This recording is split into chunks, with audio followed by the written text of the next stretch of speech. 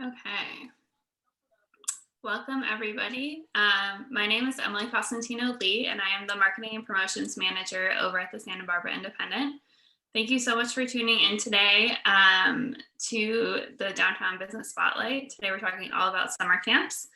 And in case you don't know, Downtown Business Spotlight is a collaboration between Downtown Santa Barbara and the Santa Barbara Independent. And each week we bring on people from different downtown businesses and organizations to chat about themselves and also their organizations and all the great work that they do. You can find this conversation later online, both on downtownsb.org and independent.com/spotlight. Feel free to share the links or the video with anyone who you think missed it or would like to see it moving forward. So if you have any questions for today, please put them in the chat below and I will try and work them into the conversation. And we are talking about summer camps, and I just wanted to throw out there that the Santa Barbara Independent published our annual summer camp issue today. So if you're looking to put your kiddos in a summer camp, definitely pick it up. It's on stands today, and it's also online at independent.com. And with that, I'm going to turn it over to our host, Robin Elander. Robin is the Executive Director of Downtown Santa Barbara, and she's also my partner in crime with all of these interview shows. So there you go, Robin. All right. Thank you so much, Emily. It's so wonderful to have amazing guests here who are going to talk all about summer camps and their organization. So this is going to be exciting. So first of all, I want to do a round of introductions. We have Robin Gose from MOXI. We also have Annabel Padilla from Girls Inc. and also Adam Porte from the City of Santa Barbara Parks and Recreation Department. So they have been managing a lot of different programs here over the last while. And Robin, I want to start with you. Tell us a little bit about how you got into this role at MOXI, this beautiful, relatively new museum, and then tell us a little bit about the organization itself. Okay, great. Thanks, Robin. Well, hi, everybody. I'm Robin Gose, President and CEO for MOXI, the Wolf Museum of Exploration and Innovation. I have been with MOXI since 2017, which is also when MOXI first opened in February of 2017. My background is that my entire career has been in informal science education. So always kind of working in museum spaces, science museums, children's museums, nature centers, places like that. And I actually got my start, my very first job after college was running a summer camp. So summer camp is in my blood. But throughout all those years, that kind of led me on the path to leadership here at MOXI. And then you were also asking, Robin, a little bit about MOXI. So yeah, please tell us a little bit about the museum. Yeah, so we are an interactive hands-on science museum, but not just science. We also focus on technology, engineering, art, and math, which you may have heard of referred to as STEAM.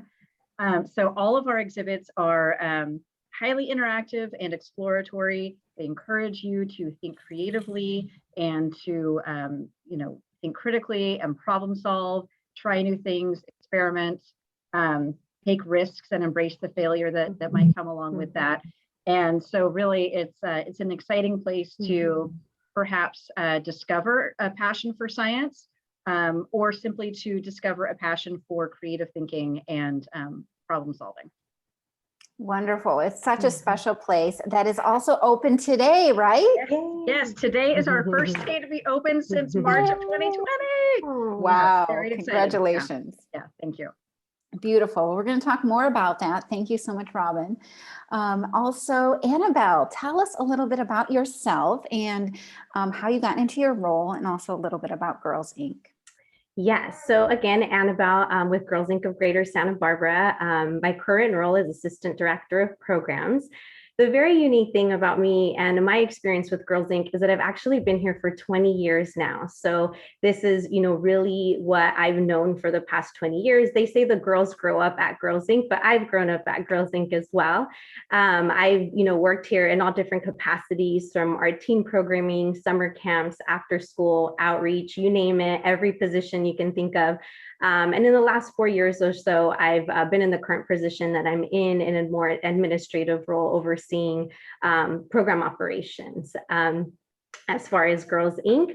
At Girls Inc., we are inspiring girls to be strong, smart, and bold through direct service and advocacy. And by strong programming, we're promoting healthy living and encouraging girls to increase their level of physical activity and view their bodies in a more positive light.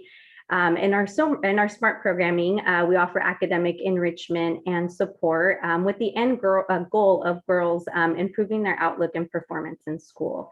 And last, in our BOLD programming, we're teaching girls of life skill instruction. We support them as they build the skills and behaviors that are going to increase, confidence and resilience so that they're able to lead productive, independent, and fulfilling lives. What makes us very unique is our experience and the experience that we offer, the combination of our people, environment, and programs that together empower girls to succeed. We offer an all-girl, pro-girl environment with mentoring professionals and hands-on, minds-on, age-appropriate programming to meet the needs of the girls that we're serving. That's in brief. That's incredible. And I am so intrigued with the fact that you have been part of this program. You grew up in the program and you're leading it. What a way to empower the girls in the program. So that's really beautiful. I want to talk more about that shortly. But thank you for the great introduction. Of course. Adam, let's go with you next. Tell us a little bit about yourself and also about the City of Santa Barbara Parks and Recreation programs. Hello, Adam Porte, Recreation Supervisor for the City of Santa Barbara Parks and Recreation Department. I've been in this organization now for 5 years. I started off as a recreation coordinator here, and about 2 years ago, I was promoted to the recreation supervisor of the youth activities, adapted programs, and inclusion services section. So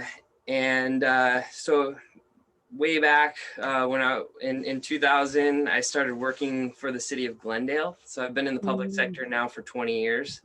And I ran a skateboard park there, and I did different skateboarding competitions, and I managed the park and skate camps, classes, all kinds of stuff.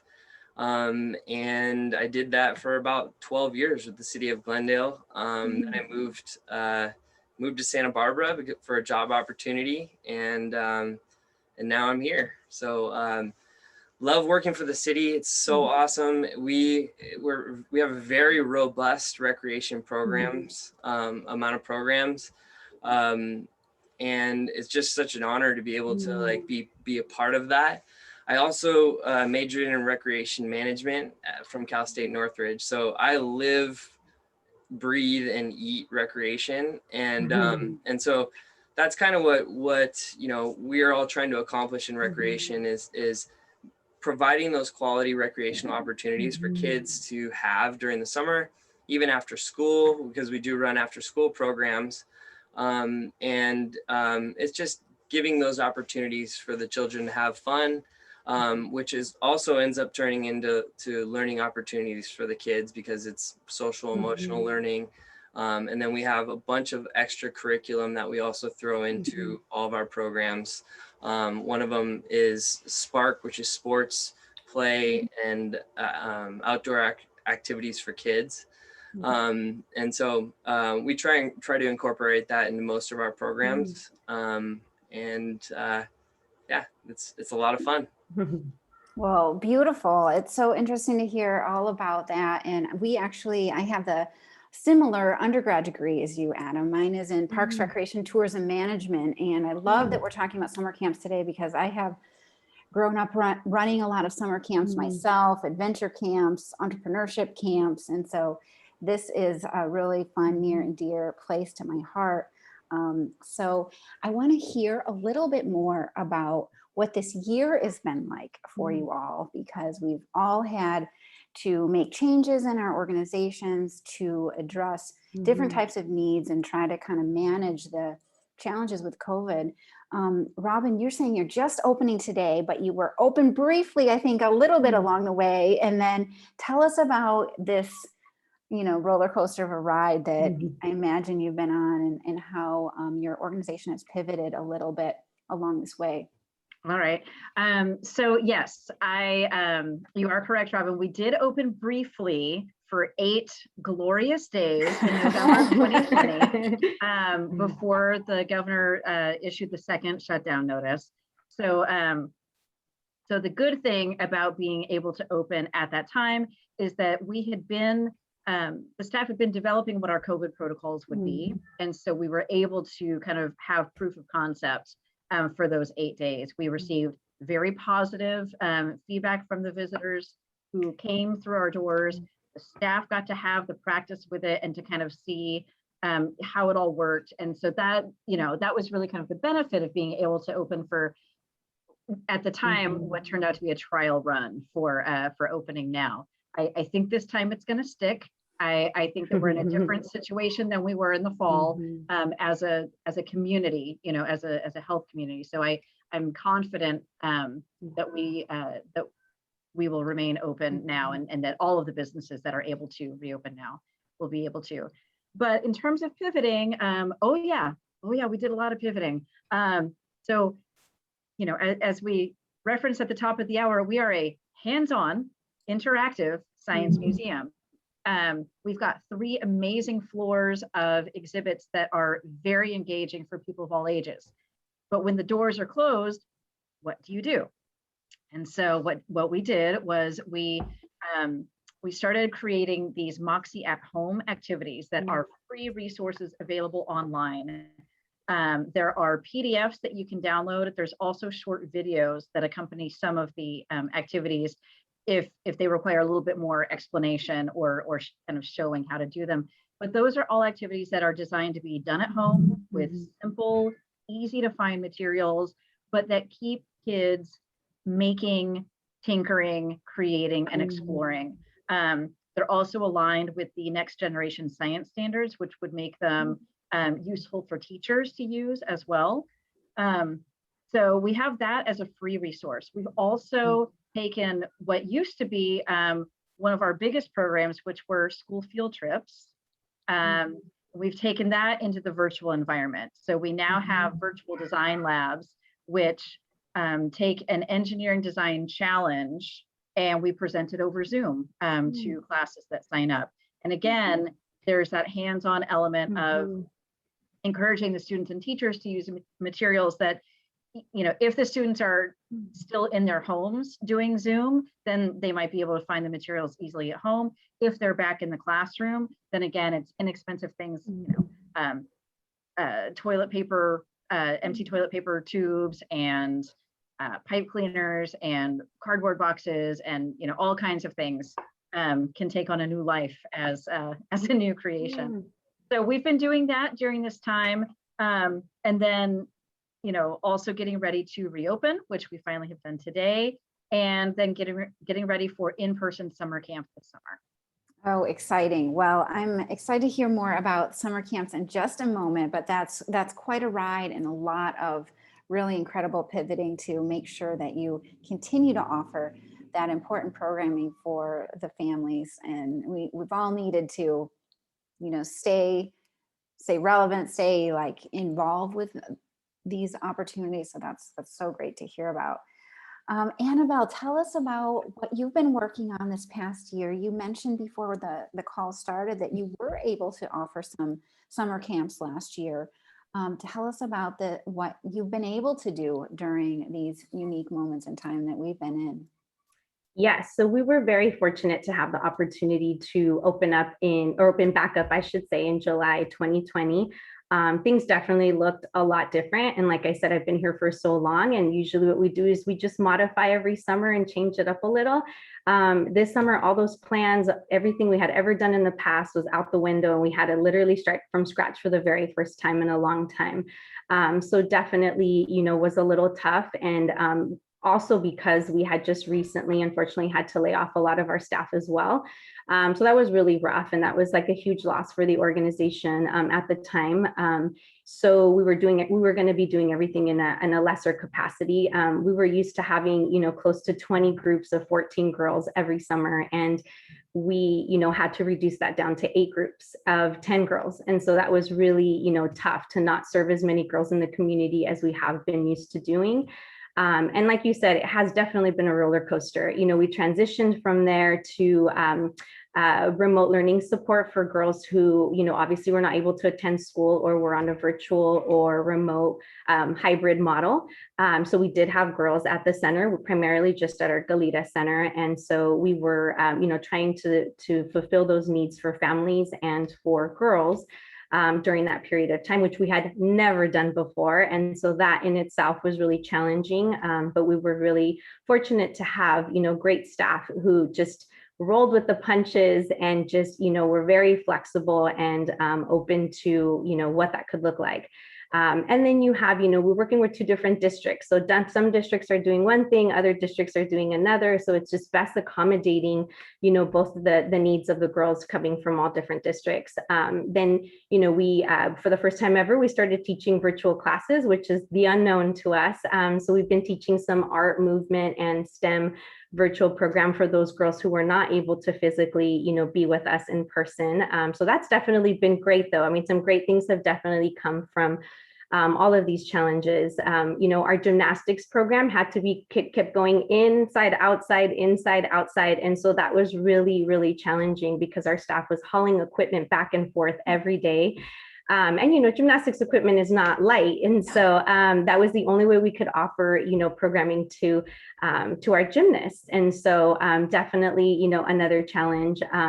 We, have just been changing our schedules almost every month.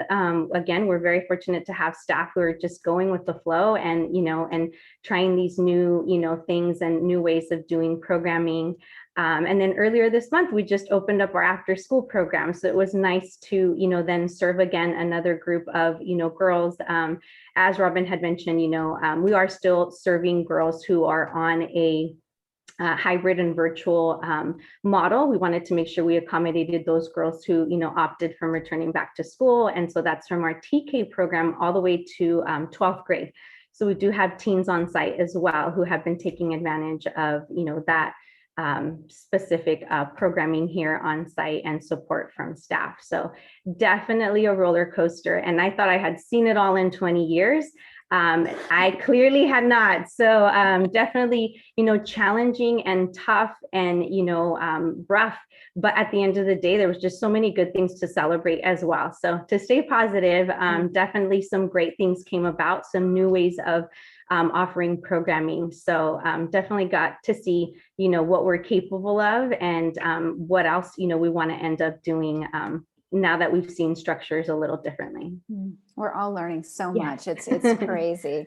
You mentioned you're serving a number of different districts and you mentioned Goleta. How many sites do you have available for youth to be able to engage in your programs? So we do have a very limited space in our downtown center that serves primarily Santa Barbara School District.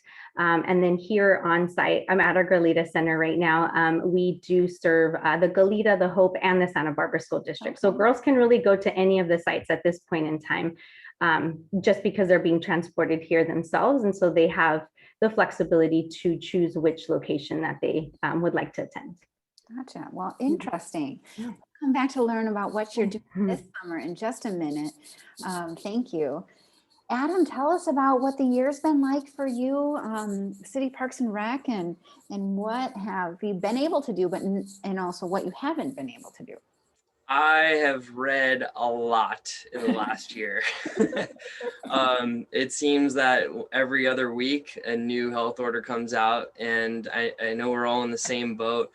We're just trying to interpret what changes are in the new ones, and it's so difficult, so complicated, and so complex. So luckily, the city of Santa Barbara, we have a pretty robust team across all different departments. We have our wonderful risk management department. We have our city attorneys who are approving, all of these new policies and procedures that we're creating and making sure that we're following the laws. And so we're very fortunate with that. So that helped us out a lot to make sure that we are, we're keeping everybody safe, because that's obviously our number one priority.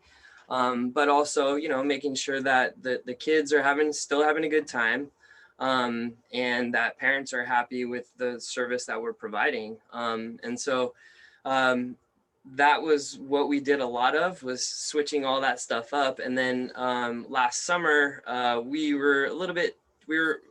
had planned to start at the beginning of June, all of our summer camps. We had to delay that start by 2 weeks.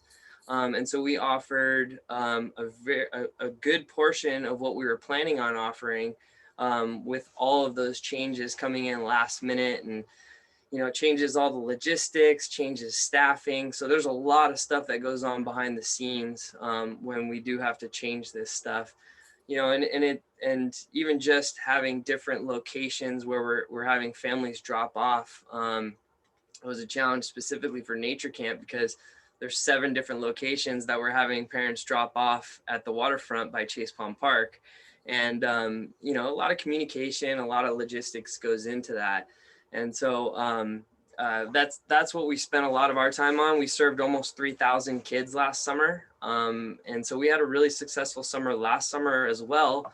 Nothing close to what we usually have, but it was as much as we could offer. And so we're really excited about this summer, and we're still in the process of monitoring all those health orders that come out, because there still are changes coming, and we're ready for it. And I still have my reading glasses on every day, reading all those health orders that come out, because that's what's going to protect us, protect the kids, and protect our staff, and make sure everybody's safe, happy, and healthy. Thank you so much, Adam. Excited to learn what type of programs you're going to be doing this summer. But let's go with Robin Gose first. Tell us about your summer camps, what's on offer, and what's ahead. All right. So summer camp, we are pleased to offer 10 weeks of week-long sessions for grades 1st through 6th grade. And it's broken up into some different age groups, but there's 1 camp per week. And we have a lot of fun themes. We have super messy science. Yeah, I know, right? We have top secret camp, which my son affectionately refers to as spy camp. Ooh. Which, yes, similar. Craft and create, which is, draws a lot of inspiration from our makerspace here at the museum. And also summer games, which you may have heard that there is a really large global sporting event happening this summer, whose official name I don't think I'm allowed to say unless, because of their marketing. But anyway, the Olympics are happening this summer. And so we are drawing some inspiration from that to kind of encourage campers to create their own kinds of games, backyard games and things like that. And so we're calling that one summer games. So these are fun week-long themes, and the campers get to spend time in the museum, in our classroom. We're spending time outdoors too, and of course following all of the COVID protocols that as we know them today. And we know that as Adam mentioned, some of those guidelines might shift a little bit between now and the start of summer, but we're really pleased to be able to offer the camps in person again this year. That's when we see so much of that. The real joy of learning comes to life when the kids get to be collaborating together and hands-on with each other. And hands-on with the projects to really just explore all of their creativity and to solve these different engineering design challenges and explore different scientific concepts. They have a great time. That's awesome. And as of this conversation, I understand that these classes are full, but do you have a wait list, or are you going to be opening up any other programs? Well, yes. The good news and bad news is that we are officially sold out this summer. Congratulations. That's just huge in general. So that's a big deal. Yeah. Partly because, again, with the COVID protocols, as we talked about, we have reduced capacity for the camps. So we're not able to serve as many kids as we would in a typical summer. So the spaces did sell out a lot more quickly. We are maintaining a wait list, and as you know, people's summer plans change. So we have already had a few people who've been bumped up from the wait list and have gotten a spot just because of changes. So I do encourage people to sign up for that wait list, but if they're not able to get into a camp this summer, of course you can visit the museum. Our current hours are Thursday through Sunday, 10 a.m. to 5 p.m. We are hopeful that we will be able to reopen for all 7 days, which was our usual schedule, sometime in the summer. So stay tuned to our website and our Facebook page for MOXI to kind of keep abreast of those changes. And then, as fall and winter of this year come, we're looking forward to getting some more of our well-loved programs back online. We've just, like many businesses, we've been kind of emerging from the pandemic and seeing what we're allowed to do as our county progresses through the tiers of reopening. So looking forward to hosting those programs and events when conditions allow. Great. Well, thank you for that. And congratulations again on what a great way to start a summer camp season, to immediately sell out. That's huge, especially in a challenging year. Annabelle, tell us about what's on offer for you and what the kids and families have an opportunity to take advantage of. Yes, so all of our programming, including TK through 6, our teen programs, and our gymnastics program will all run an 8-week camp. And so that will be from June 21st through August 13th. At our Goleta site, we will have our TK through 6 Camp Ignite, which will run Monday through Friday from 8 to 4. Our Teen Center Camp Ignite will also be running camp Monday through Friday from 8 to 4. And both programs will be offering themes such as supportive connections, healthy bodies, smart minds, powerful leaders, and will include classes such as cooking and movement, literacy, art, gardening, health, team building, small business, and so forth. So all the girls will have an opportunity to rotate through all of those different classes through any given week and any given theme. Our gymnastics camp will be happening primarily at our downtown center, and that will be a half-day program Monday through Friday from 8:30 to 12:30. So for more details such as prices, hours, how to register, people can visit our website at girlsincsb.org or visit our social media channels on Facebook and Instagram. And are all of those programs you can sign up for, is it all 8 weeks that people sign up for together, or is it one off? Thank you for asking. Yeah, so it's actually going to be 2 4-week sessions. Okay. So the first 4 weeks will be, encompass all of that. And then the next 4 weeks will also, still stick with the same themes and the same classes. But we are requiring, families to register for 4 sessions at a time. I'm sorry, for 2 either or session that they would like. They can register for all 8. Or they can register just for the first 4 or the last 4. And that's primarily based on, safety and current, protocols and policies that we have in place right now. Great. Well, what an opportunity for kids to meet some new friends over the summer, really tight bonds after 4 weeks. So that's really cool. Definitely. Thank you. And Adam, what's new this summer? What types of things are still available for people to sign up for? So as everybody else, we had a pretty successful registration day. A lot of our camps did fill up pretty quick.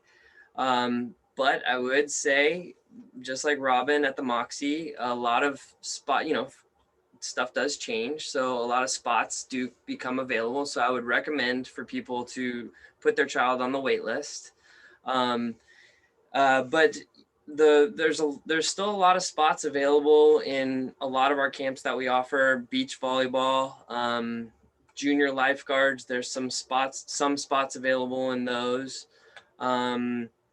We have sorry, I'm going through my list right now. It's pretty long.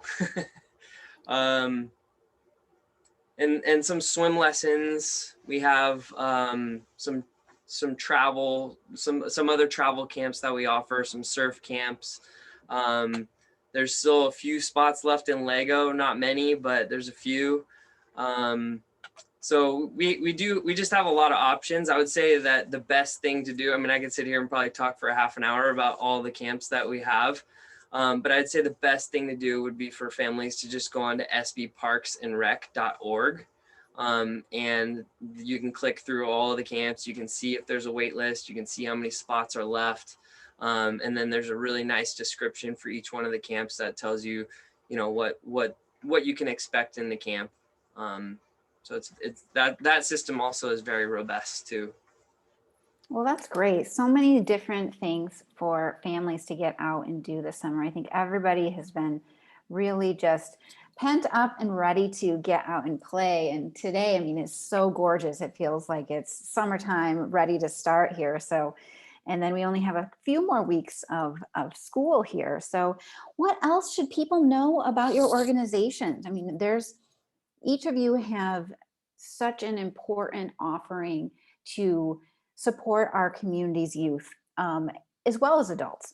But this year is a really special year to be able to reconnect people. And I just want to kind of check in on some of those ways that you're going to be supporting that, because it's a unique moment in time to reconnect. And I think, Annabelle, it really sounds like your programs are specifically designed to really inspire and empower. Can you speak a little bit more about your experience and how you see different kids growing up now and in this kind of removed time, how your programs have supported students in this moment?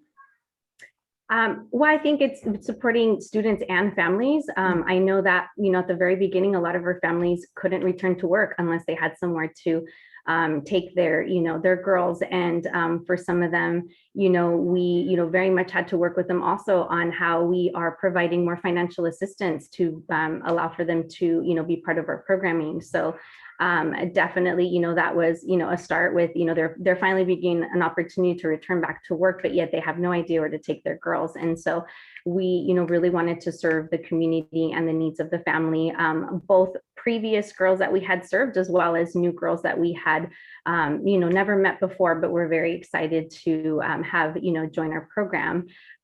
So, you know, definitely, you know, starting with, you know, that, and, you know, it was rough. It was rough for the girls. Sometimes, you know, it was rough for our staff because emotionally, you know, and physically, these girls were drained. I mean, they were logging onto Zooms, you know, all day. And it was really, you know, frustrating at times, you know, for them, because here they are in front of a screen, you know, for endless hours. And we had to really be creative and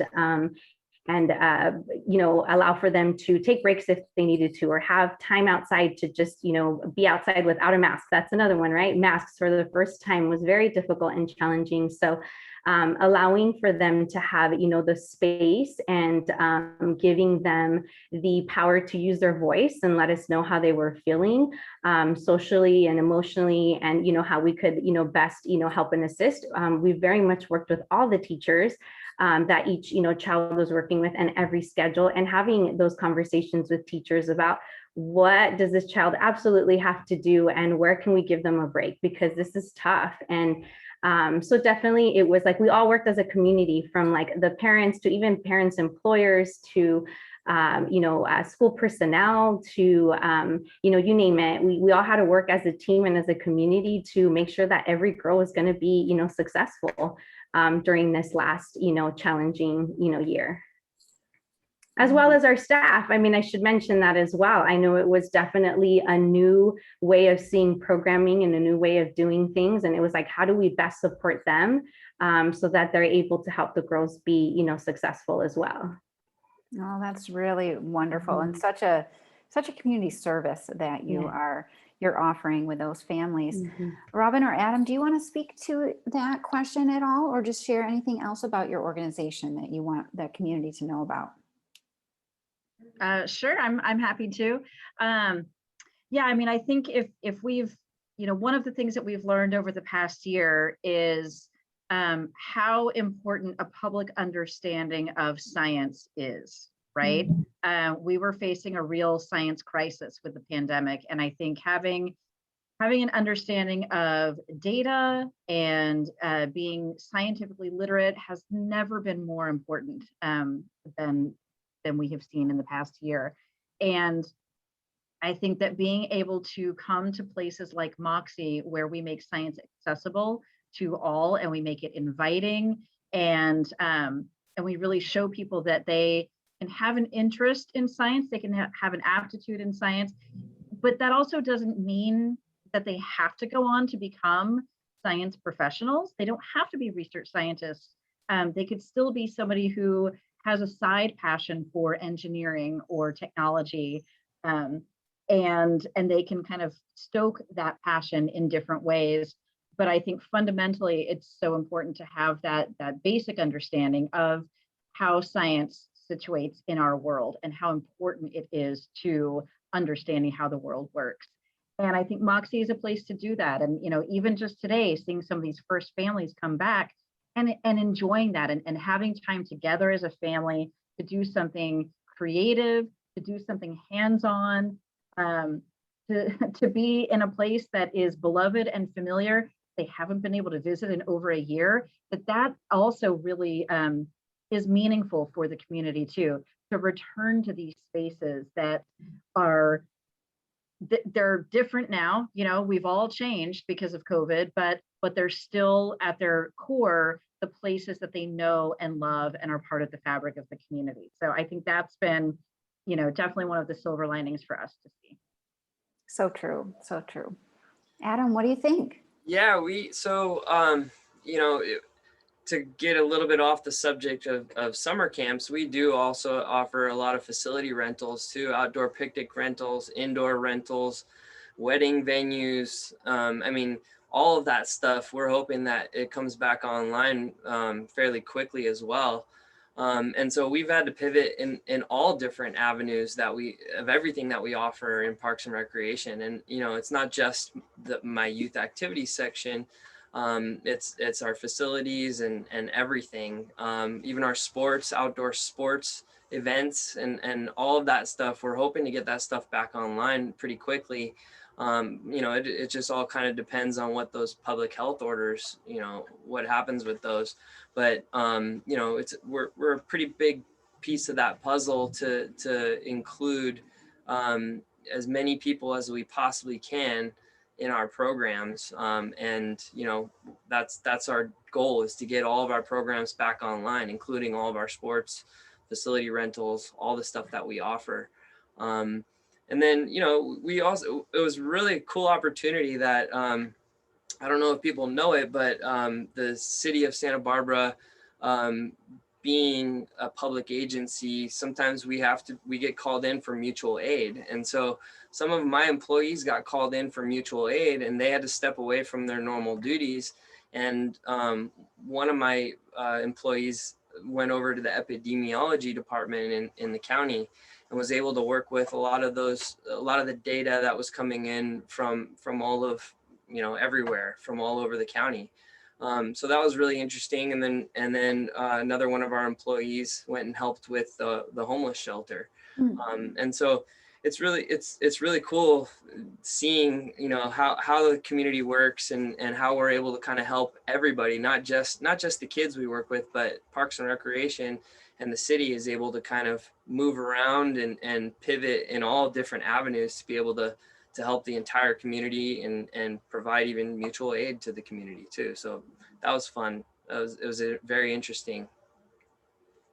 Well, it literally takes a village, and it's great to hear that each of you have not only continued to offer these programs in different ways and also supporting other agencies and now being able to bring us all back together. So that's such a huge contribution to the community fabric that is so important in making our lives rich. So thank you for that. Emily, as we wrap up the show, would you like to share a little bit more about the Independence Summer Camp issue and also maybe a little bit about our next week's show? Yes. So like I said at the beginning of this conversation, the Independent publishes an annual summer camp issue every year. And today is the day for our 2021 summer camp issue. So it's out on stands right now. You can also access it online at independent.com. And it's filled with different listings for different types of camps. So whether your child is into a more sciencey camp, or maybe they want to go to a more athletic camp, whatever it is, it's split up and there's something for everybody. So definitely check it out. And it's usually one of our most popular issues. So definitely grab it. And then next week, we will be back here 3 p.m. on Thursday, as always, and talking all about biking downtown. So we have Jesse Rosenberg from Santa Barbara B-Cycle, Scott Lemoyne from Electric Bikes of Santa Barbara, and Ken Epperson from Traffic Solutions. So yeah, biking downtown. Our topics are getting a little bit more outdoorsy, a little bit more summery.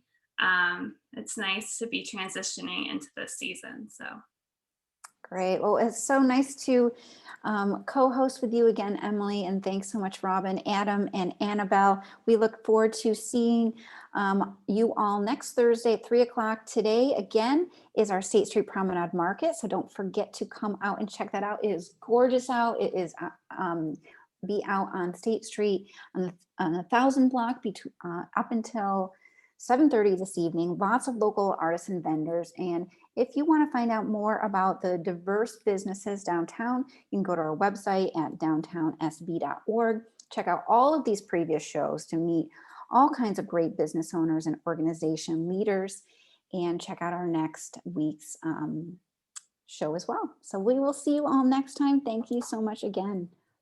thank you, everybody. Thank you for having us. Of course. Thank you. Bye, thanks.